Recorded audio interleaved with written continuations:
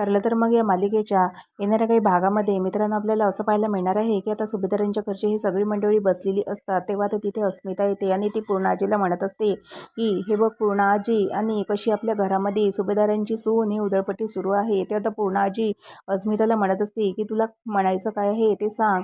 आता सुभेदारांच्या सुनांनी कशी पैशाची उधळपट्टी म्हणजेच इथे सुरू आहे, म्हणजेच शॉर्ट ड्रेस असं म्हणून आता शॉर्ट ड्रेस जे काही आता गिफ्ट आलेला असतो तो पूर्णाजीला अस्मिता दाखवते.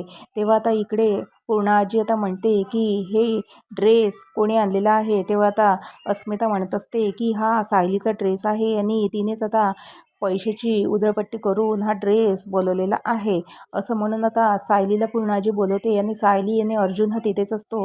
तेव्हा आता सायलीला आता पूर्णाजी म्हणत असते की काय आहे हे सायली.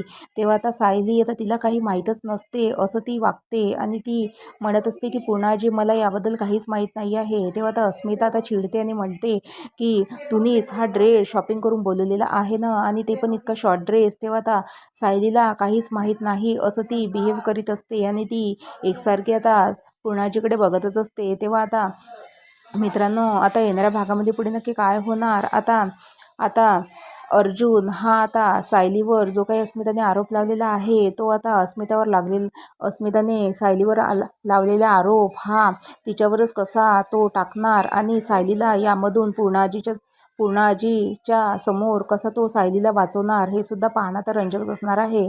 तर बघत राहा. ठरलं तर मग आणि व्हिडिओ आवडला असेल तर लाईक करा. धन्यवाद.